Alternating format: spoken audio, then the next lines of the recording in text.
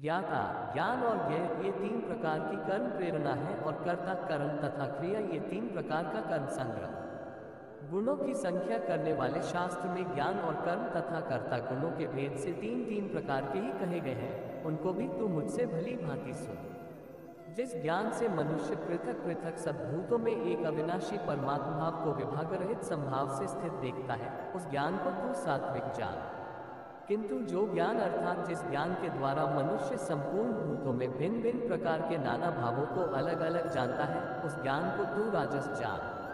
परंतु जो ज्ञान एक कार्यरूप शरीर में ही संपूर्ण के सदृश आसक्त है तथा जो बिना युक्ति वाला तात्विक अर्थ से रहित और तुच्छ है, वह तामस कहा गया है।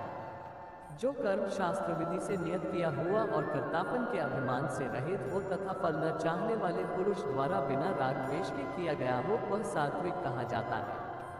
परंतु जो कर्म बहुत परिश्रम से युक्त होता है तथा भोगों को चाहने वाले पुरुष द्वारा या अहंकारयुक्त पुरुष द्वारा किया जाता है, वह कर्म राजस कहा गया है। जो कर्म परिणाम, हानि, हिंसा और सामर्थ्य को न विचार कर केवल अज्ञान से आरंभ किया जाता है, वह तामस कहा जाता है।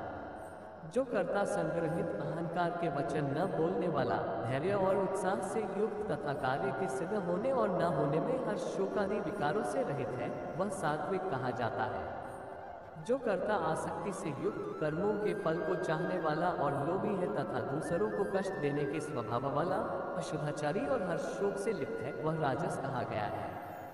जो कर्ता युक्त, शिक्षा से रहित, घमंडी, धूर्त और दूसरों की जीविका का नाश करने वाला तथा शोक करने वाला, आलसी और दीर्घसूत्री है, वह तामस कहा जाता है। हे धनंजय, अब तू बुद्धि का और धृति का भी गुणों के अनुसार तीन प्रकार का भेद मेरे द्वारा संपूर्णता से विभागपूर्वक कहा जाने वाला सुन। हे पार्थ, जो बुद्धि प्रवृत्ति मार्ग और निवृत्ति मार्ग को, कर्तव्य और अकर्तव्य को, भय और अभय को तथा बंधन और मोक्ष को यथार्थ जानती है, वह बुद्धि सात्विकी है। हे पार्थ, मनुष्य जिस बुद्धि के द्वारा धर्म और अधर्म को तथा कर्तव्य और अकर्तव्य को भी यथार्थ नहीं जानता, वह बुद्धि राजसी है।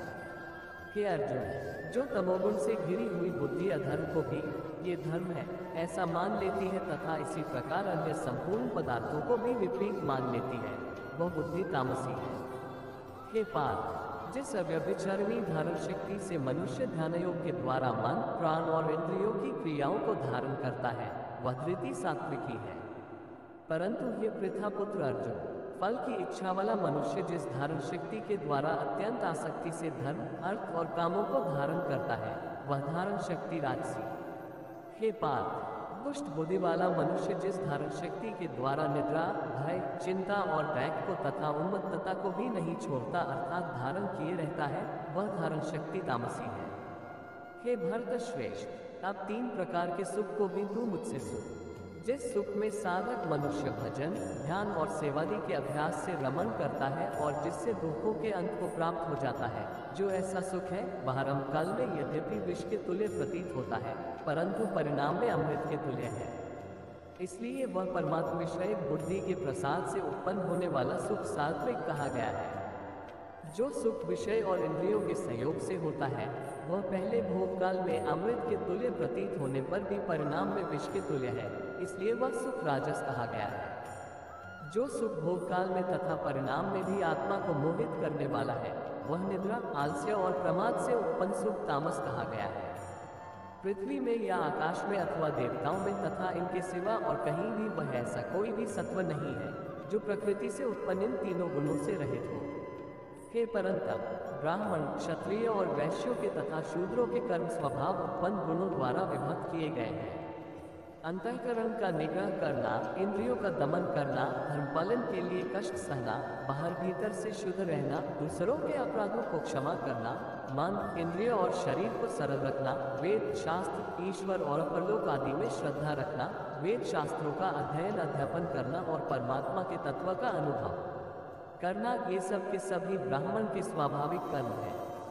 शूरवीरता, तेज, धैर्य, चतुरता और युद्ध में न भागना, दान देना और स्वामी भाव, ये सब के सभी क्षत्रिय के स्वाभाविक कर्म है।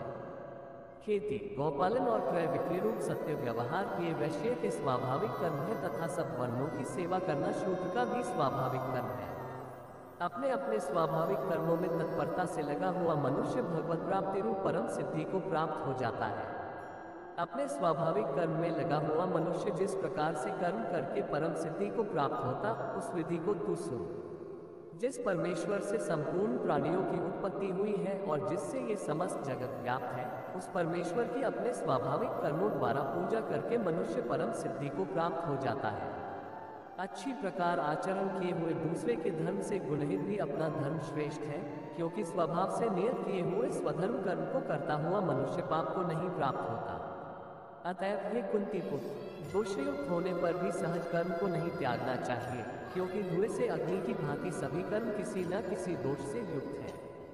सर्वत्र आसक्ति रहित बुद्धि वाला, स्पृहा रहित और जीते हुए अंतःकरण वाला पुरुष सांख्य योग के द्वारा उस परम नैष्कर्म्य सिद्धि को प्राप्त होता है, जो कि ज्ञान योग की परानिष्ठा है। उस नैष्कर्म्य सिद्धि को जिस प्रकार से प्राप्त होकर मनुष्य ब्रह्म को प्राप्त होता है, उस प्रकार ही कुंती पुत्र तू संक्षेप में ही मुझसे समझ। विशुद्ध बुद्धि से युक्त तथा हल्का, सात्विक और नियमित भोजन करने वाला, शब्दादि विषयों का त्याग करके एकांत और शुद्ध देश का सेवन करने वाला, सात्विक धारण शक्ति के द्वारा अंतःकरण और इंद्रियों का संयम करके मन, वाणी और शरीर को वश में कर लेने वाला तथा अहंकार, बल, घमंड, काम, क्रोध और परिग्रह का त्याग करके निरंतर ध्यान योग के परायण रहने वाला, ममता रहित और शांति युक्त पुरुष सच्चिदानंद घन ब्रह्म में अभिन्न भाव से स्थित होने का पात्र होता। फिर वह सच्चिदानंद घन ब्रह्म में एक ही भाव से स्थित प्रसन्न मन वाला योगी न तो किसी के लिए शोक करता है और न किसी की आकांक्षा ही करता है। ऐसा समस्त प्राणियों में संभावना वाला योगी मेरी पराभक्ति को प्राप्त हो जाता है। उस पराभक्ति के द्वारा वह मुझ परमात्मा को मैं जो हूँ और जितना हूँ ठीक वैसा का वैसा तत्व से जान लेता है तथा उस भक्ति से मुझको तत्व से जानकर तत्काल ही मुझ में प्रविष्ट हो जाता है। मेरे परायण हुआ कर्मयोगी तो संपूर्ण कर्मों को सदा करता हुआ भी मेरी कृपा से सनातन अविनाशी परम पद को प्राप्त हो जाता है। सब कर्मों का मन से मुझ में अर्पण करके तथा संबुद्धि रूप योग को अवलंबन करके मेरे परायण और निरंतर मुझ में चित्त वाला